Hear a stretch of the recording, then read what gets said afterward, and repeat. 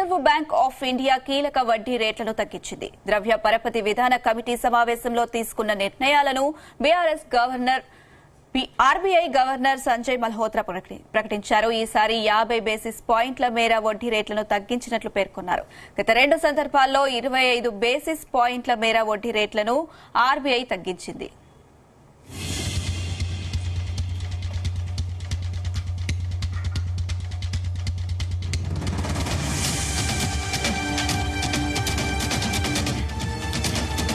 MPC decided to reduce, which is widely expected, the policy repo rate under the liquidity adjustment facility by 50 basis points to 5.5%. I repeat, the reduction recommended by the MPC is for 50 basis points to 5.5%. This is with immediate effect. Consequently, the standing deposit facility rate, which is the STF rate, shall stand adjusted to 5.25%. And the marginal standing facility MSF rate and the bank rate shall stand adjusted to 5.75%. I shall now briefly set out the rationale for these decisions. Inflation has softened significantly over the last 6 months from above the tolerance band in October 2024 to well below the target. The latest numbers are 3.2% with signs of a broad-based moderation. The near-term and the medium-term outlook now gives us confidence of not only a durable alignment of headline inflation with the target of 4%. You are aware we had earlier projected for this year an average inflation of 4%, as excluded in the last meeting, but also the belief that during the year it is now likely to undershoot the target at the margin. Reserve bank of India కీలక వడ్డీ రేట్లను తగ్గించింది. ద్రవ్య పరపతి విధాన committee సమావేశంలో తీసుకున్న నిర్ణయాలను ఆర్బీఐ గవర్నర్ సంజయ్ మల్హోత్రా ప్రకటించారు. ఈసారి 50 బేసిస్ పాయింట్ల మేర వడ్డీ రేట్లను తగ్గించినట్లు పేర్కొన్నారు.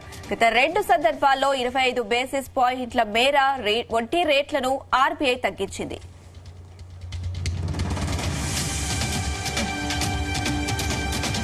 రైట్, ఇదే అంశం సంబంధించి మరిన్ని అప్డేట్స్ మా బిజినెస్ కరెస్పాండెంట్ రవిప్రసాద్ అందిస్తారు. రవిప్రసాద్.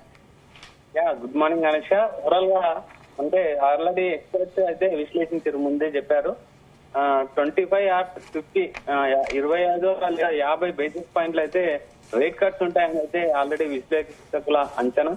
దానికి అనుగుణంగానే ఆర్బీఐ మానిటరీ పాలసీ మీటింగ్ గత 3 రోజులుగా నడుస్తుంది. ఈ రోజు అయితే సంజయ్ మల్హోత్రా ఓవరాల్ గా స్టేట్మెంట్ అయితే ఇచ్చారు.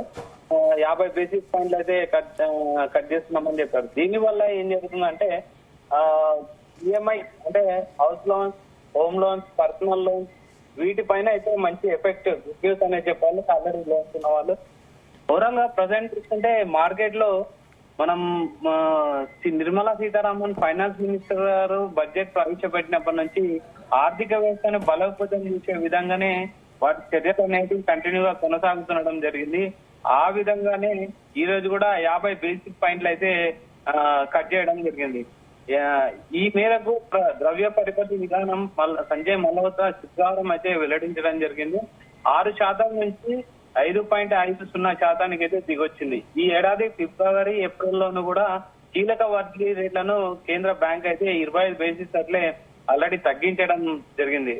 తాజా ప్రకటనతో ఉంటే ఈ ఏడాది రెపో రేట్ అయితే 1% వరకు అయితే తగ్గిందని చెప్పాలి.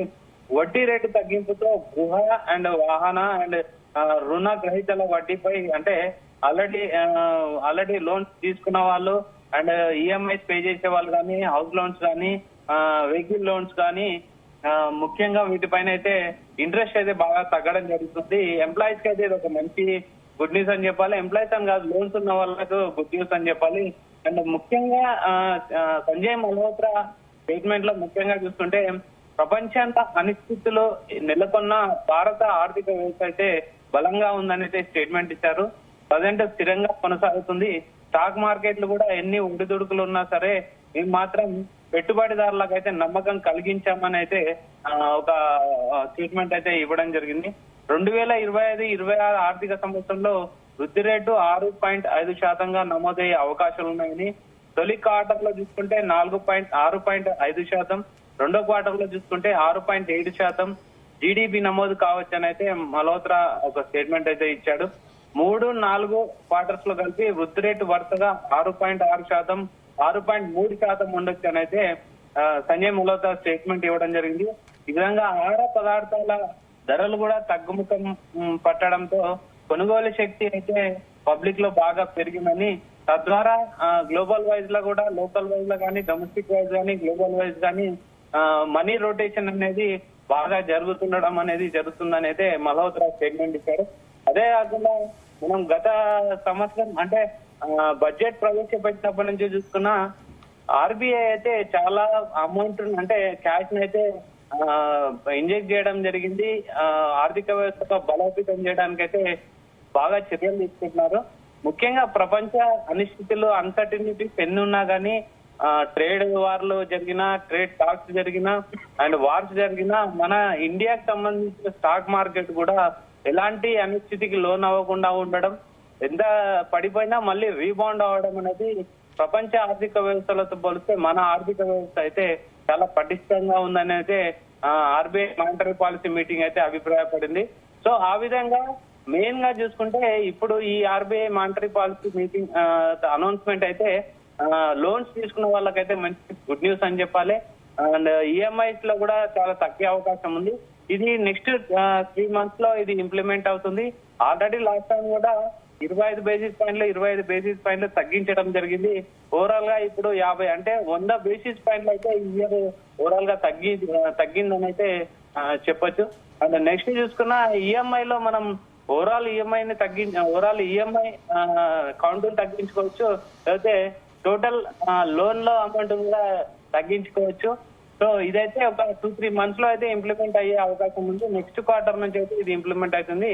ఓవరాల్ గా స్టాక్ మార్కెట్ కూడా మనకు అంటే ప్రజెంట్ ఒక లాస్ట్ 1 week నుంచి చూసుకున్న బ్రాడర్ మార్కెట్ లో కూడా మంచి మూమెంటం కనిపిస్తున్నది. మిడ్ అండ్ స్మాల్ క్యాప్ లో అయితే పాజిటివ్ గానే మూమెంటం ఇస్తున్నది. సో ఈ దాంతో బ్యాంకింగ్ సంబంధించిన వ్యవస్థ అయితే కొంచెం పటిష్టంగా ఉంటుంది.